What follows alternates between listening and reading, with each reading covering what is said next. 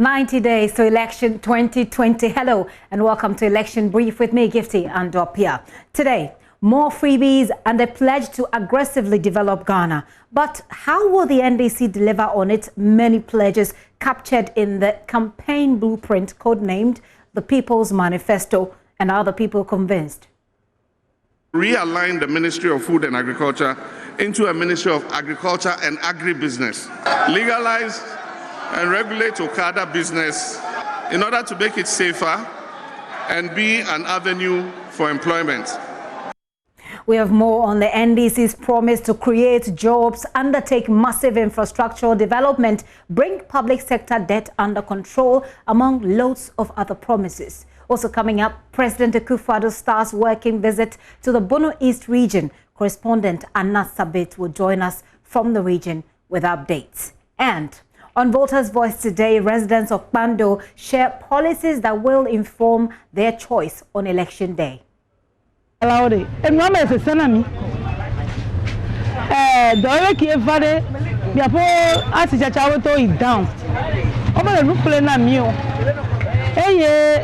no plan the school view me wanna supply all that is school view. We're live on your DSTV channel 421 and on GoTV channel 144. We stream on myjoyonline.com, on YouTube as well. We are JoyNews TV and we are on our social media platforms. Do stay tuned.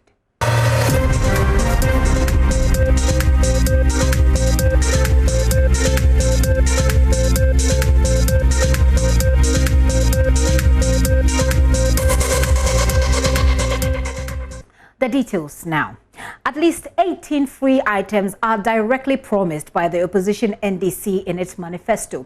They cut across all sectors of national life, from free primary health care and free tertiary education for persons with disabilities to free seedlings for cocoa farmers under agriculture, all contained in the 143-page document christened the People's Manifesto. Concerns are already emerging about how the party can fulfill all these pledges, knowing very well it will inherit an economy, if it wins, ravaged by the COVID-19 pandemic. Watch this.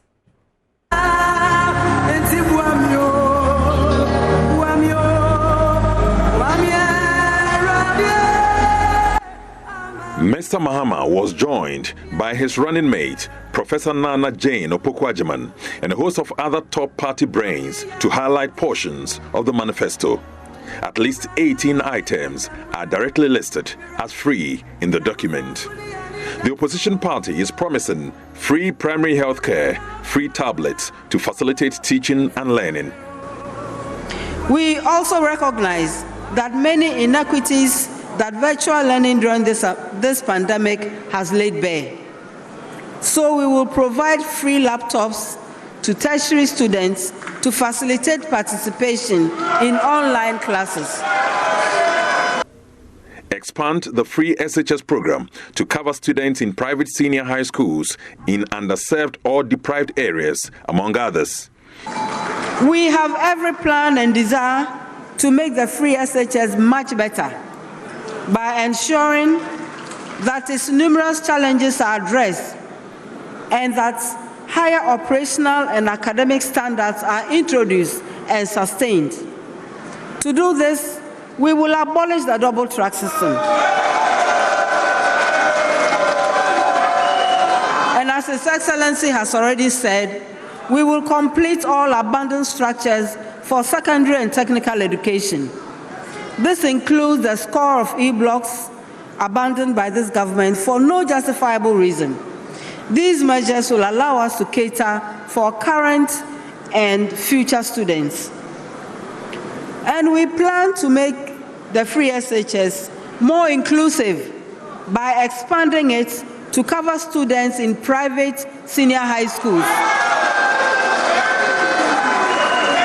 Other pledges include free Wi-Fi in schools.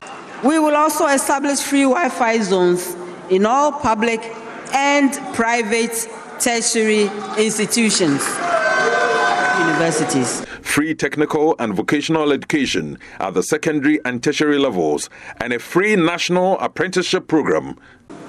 It is a plan to provide the free technical and vocational education at the secondary and tertiary levels. And free education for persons with disabilities. Beyond these freebies, big-ticket pledges include the creation of 1 million sustainable jobs in the first year of the Mahama administration. That is, if he wins. The US $10 billion accelerated infrastructure plan, dubbed the Big Push, will create jobs for the multitude of our people. The NDC says it will slash by half the tuition fees for tertiary education in the 2020-2021 academic year. We know how COVID-19 has impacted an already weak economy and personal finances, and we must not let this become another barrier to opportunity. That is why the next NDC Gov't administration will absorb 50% of fees for tertiary students for the 2020-2021 academic year. Mr. Mahama, who has led the nation in the past, knows that achieving all these may not come easy. We will be able to implement this project, this manifesto. I know it's not going to be easy because we are looking at the numbers. We know we're going to inherit a very tattered economy. For those who pride themselves on economic management, I mean, they should really feel ashamed to hand over an economy like this to another administration. So as you're well aware by now, the NDC is presenting these several promises to you, the Ghanaian people, in this newly launched manifesto. As the party attempts to recapture power in the December elections, they intend to, among other things, provide over 1 million jobs and invest in $10 billion in infrastructure under the Big Push policy. On education, the NDC is promising to improve the free SHS while scrapping the double-track system. It also says it will absorb 50% of the 2020-2021 fees of the university student, as you heard. Well, here is what the students themselves think about this policy. Overly ambitious, because right now we are having a lot of freebies from the president, and sometimes you wonder where government is actually getting these monies from to do these things, and our debt is increasing by the day. So as a new government that are coming into power, how do you intend to be able to finance all the things that are, and one laptop is almost, if you are getting a basic one, it's almost over 1,000 cedis. So you are getting free laptops for every student, and sometimes it's like some of our leaders take us for a joke or something. They think Ghanaians just want free things and all that, but when you look at the situation on the ground, all these free things that you are promising us, it will come back to be a debt that would have to pay, and it's affecting every single person. So I think that promising now policies in Ghana has moved from development driven to a race of who can be a populist party in the country. We've not been able to solve the number of staff deficits in the various public universities, and we are looking at cutting off 50% of the fees of students. If this is an attempt to buy off parent, then definitely this is going to work, because with the impact of COVID-19, we've realized that most market women, especially who cater for their children, single mothers, have been hit hard by this COVID-19, and the government stimulus packages does not include directly these people. And so for a candidate aspiring to be a president, giving you such a promise, this is very huge for parents who have their wards in tertiary institutions or final year students in SHS who would eventually enter the university. This is a big good news for them. And so you look at the proposed things they want to do, and then it tells you that they are trying to appeal to the masses, and so that's what they've done. Now with respect to the 50%, absorbing the 50% of fees, on the face value, you may think it's good. I mean, for the normal, the market woman, or the average Ghanaian. But I don't think the country is in the financial position to be making some of these promises. Being the receiving end of such a policy, this is good news for me and my parents and my home. I'm giving that if I'm paying, let's say 1,600 a year, I'm going to be paying somewhere less than 800 Ghana cedis. So for my parents, it may come as some form of relief to them. But looking at it, the larger space, I cannot be selfish in such a time. So you heard some of the students there. Meanwhile, on the policy of mortgaging pension funds against housing, some workers who have been speaking to JoyNews say they hope the NDC sticks to its promise if they win power. It looks as if workers of the investor or workers of the system are looking for such things for a long time, because it looks as if even the salaries we are taking, we cannot put up anything. So if the NDC government is saying that when it comes to power, it's going to use that type of a mortgage to get a place for staff, I think it's a good idea, but it shouldn't be just a promise and they just come and tell us something why they cannot implement it. So I think that when they bring that idea, we appreciate that it should work for us to enjoy all kind of things we need from them. But that one day is good, because when you go pension, you don't know place to sleep. Because junior staff, the money you take, you no go do anything. Maybe you there, so I go get land, and then every year they increase. I no go feel bill. But when you go pension, you know say you have place to sleep, where they take your money cry. You no be anything. You can find another job to do and look your farm. Maybe that time cry your picking grow into you go work, because the money all they look. I mean, I get picking, I look them. This salary, I go fee build house. If you take my pension salary away, my pension pay money will give me the place to sleep, house to sleep, it's good. That one there, my picking go few work, get me something to chop. But the time where I no get place to sleep, what I go do? So the house is good. But when they bring the thing cry, when they do the thing cry finish cry, the junior staff no get it. Even the loan whoever we talk, when they bring the loan where they take give us, they help us. Because when you be 10 years, they go cut and give you 5 years. The 5 years, how much you go get them? Instead of you get the person 10 years to get money to do something, they go take all the money, then they give you 5 years. If they've taken his pensions money or Senate money to pay all those kind of things, so far as the son or so far as the children or as well as the daughter, they are there, they are working, they also find a solution to pay for those utility bills and all those things. Ours is that they should do it well, for everybody should benefit this mortgage issue we are talking about.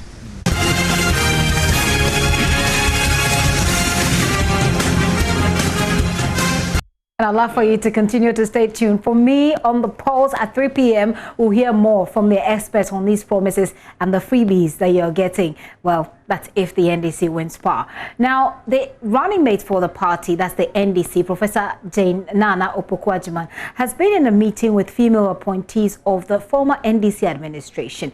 My colleague Kwesi Parker Wilson was at the meeting, and Parker joins me in studio to tell us exactly what this meeting was about. Parker, it's good to have you. Now, do tell us, what was it about? All right, so as we all know, yesterday the party launched a manifesto, and according to the running mate, as Prof. Naana Okada, it is important that the women also put their shoulders to the wheel to ensure victory for the NDC, and that in the manifesto itself, there were some specific portions relating to women. And so they brought them together to brief them on exactly what they need to do, go to their constituencies, their communities, as they interact with the people. They need to sell the good message, as you put it, the good message of the NDC to the constituent to ensure that indeed the party wins victory in 2020. It is a manifesto that has come from all of us. It has something for everyone. And unlike other manifestos that maybe even we have done in the past or others, or that has become the standard for doing a manifesto, this one was different. And the decision was advisedly taken. We just posed the question at the very, very beginning. Who do you do a manifesto for? For whose sake are you doing this? And as a social democratic party, we know that the people matter. So if you are taking this big step, then you need to ask yourself, where are they in this whole process? Of course, you can't put all of us in what room will hold us and say that we are doing a people's manifesto, but you can go around. And so the initial process was quite interesting.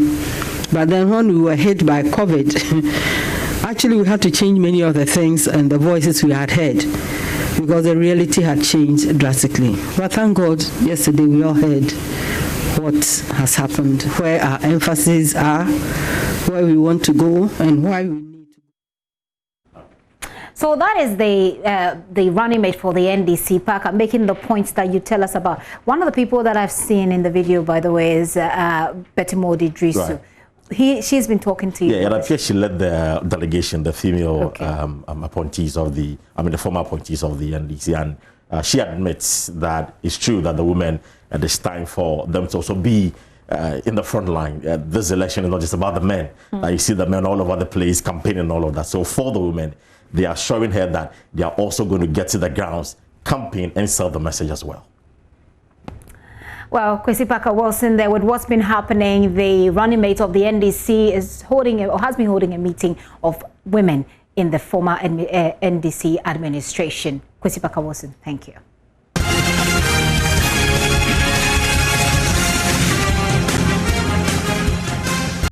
Now, you're still watching Election Brief with me, Gifty. I beg your pardon, Andropia.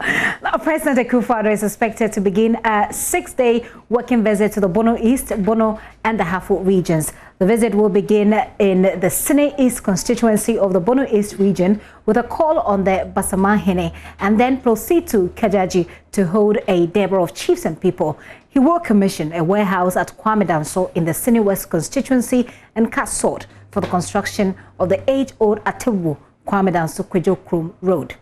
Still in the Atebubu Amanting constituency, President Akufo-Addo is expected to inspect work on the Amanting agro-processing factory under the 1D 1F initiative in Amanting. Anas Sabit is our man on the ground. He joins me to elaborate on this. Anas, has the president arrived? How was the reception? Yes, Becky, the president has arrived. He is currently at the Basamahene Palace where he's stopping for a while. From there, he's moving straight to KDG, where there will be a Deba with the chiefs and people here. That is where I'm standing currently, awaiting the arrival of the president to the district capital. From here, he will be moving to the Sine West district, which has Kwame Danso as its capital, where he'll be inspecting or he'll be commissioning one of the one district, one warehouse project that has been completed in the Sine district capital, that is Kwame Danso. But key among the reasons why the president is coming here, or the major events the people around this part of the country are expecting, is the commissioning of the shortcutting of the road that links Atebubu and then Kwame Danso and then Kwejo Krum. This is a major road that over the years has found itself in most of the budgets that has been read over the years. But finally, work is about to begin, and the people here can't wait for that aspect of the project to be started. So that is the major thing the president is expected to do here before he will also instead of commission the Amanting agro-processing factory, which is under government one district, one factory policy. As it stands, the people here are happy with the arrival of the president, and they can't wait to have the major project, which is the shortcutting for the road project linking Atebubu, Kwame Danso, and then Kwejo Krum. These are the major things the president is expected to do. And of course, these infrastructure development will mean a lot to the people. Thank you very much. Anas Sabit is our correspondent.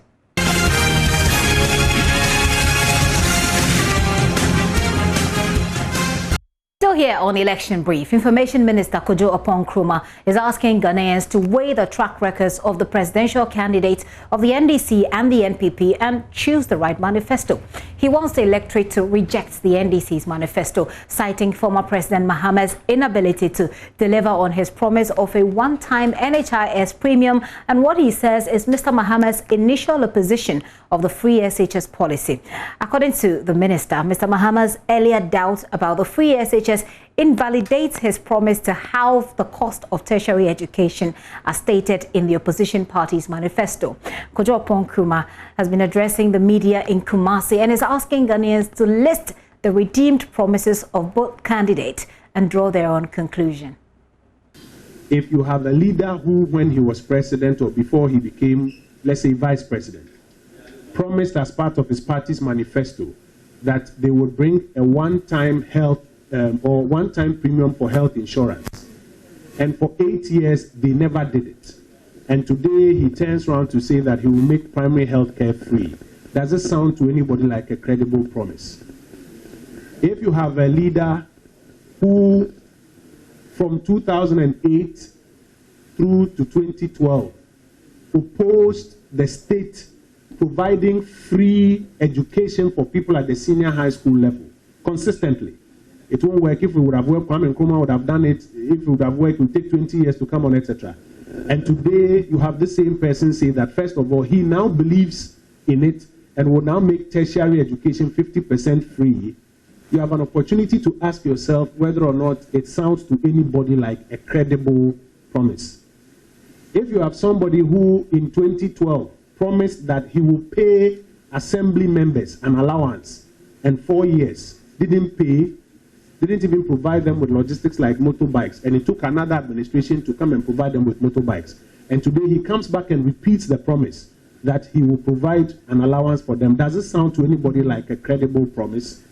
If you have somebody who, during his period, ran down the Ghanaian economy, went to the IMF for a bailout, and as a result could not employ young people when they were graduating from school. You recall the graduate unemployment associations that were formed.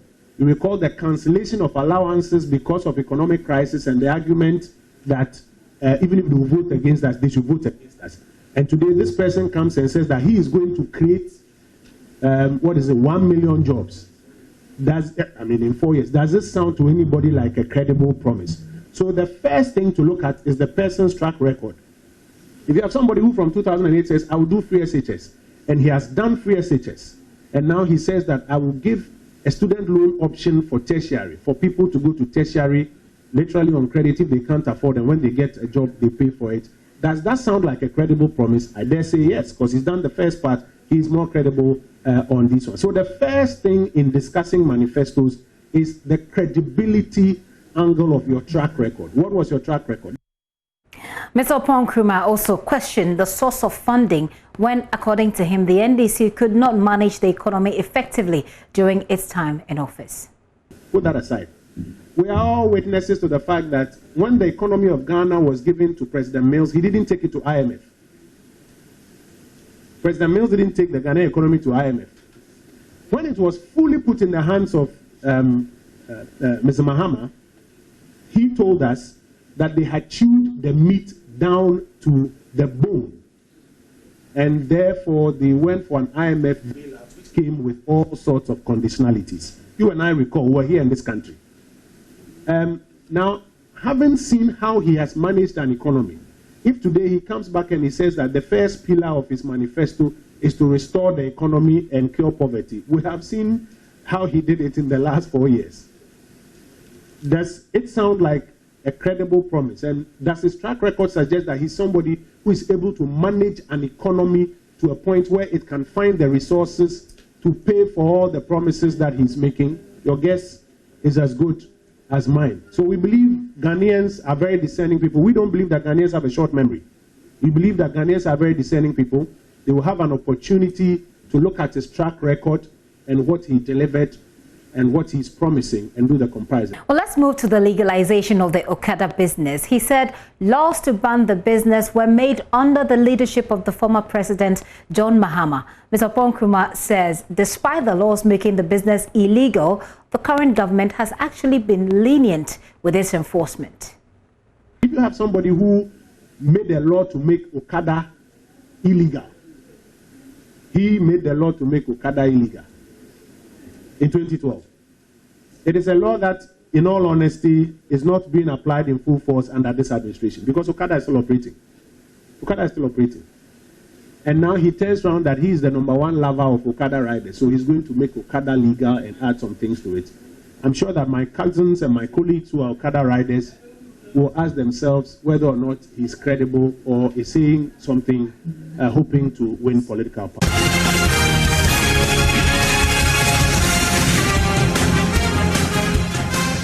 Well, let's stay a while longer with the governing New Patriotic Party. It says that the December elections will be won by the projects delivered in various communities. In Kranza South constituency, chairman of the party, Charles Owusu Adjei says they'll achieve victory with their solid, united front, according to him. He says the NDC will have no chance in the upcoming elections as the people are encouraged by the NPP's many social intervention policies. He spoke to JoyNews during the inauguration of a 36-member campaign team tasked to retain the seat for NPP in Nkranza South constituency in the Bono East region. Since 2004, the Nkranza South constituency seat has been won by the NPP, except 2012, when the NDC's Emmanuel Kwadwo Agyekum won with a margin of 5,002 votes. But in 2016, the NPP regained their lost seat by a narrow margin of 985 votes.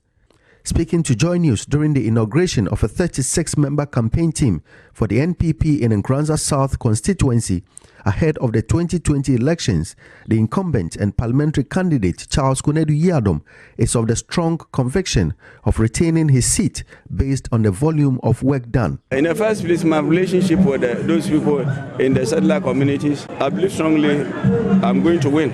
I prepare adequately. Every community, I know the challenges confronting them. I know their needs and aspirations. I have prepared towards it. And I know opinion leaders, what they need, and I have prepared towards it, and I believe strongly we are going to win. Aside the policies that His Excellency the President have formulated and in the area of free SHS, the implementation is successful and we want to maintain it. And for that matter, I am fighting the tooth and nail in order to consolidate the win over here, both the presidential and parliamentary. Constituency and campaign team chairman Clement Owusu Adjei said their newfound unity gives them hope of victory for the party in the December elections. We had a very solid unity among ourselves as a party. This was what was mixed. But today, fortunately, if you mean to have known our campaign team, I'm very sure our members in the other side will really be fumbling. There is no way the NDC is going to have a chance. Now, this campaign is going to be won based on the projects that our Member of Parliament have initiated, one of which is the mini markets that have just scattered around and across the constituency. One at Braho, Kuma, Donkron Kwanta, the ICT center at Donkron Kwanta, and then once again you go to Bonsu, Beposo, Asonkwa, the road that he's constructing, doing all the bridges and the other stuff. Those people have gotten the encouragement. So. And that's it for your election brief today. My name is Gov't Ando Apia. I want you to join me at 3 p.m. later today on The Pulse. We bring you more news and some analysis as well.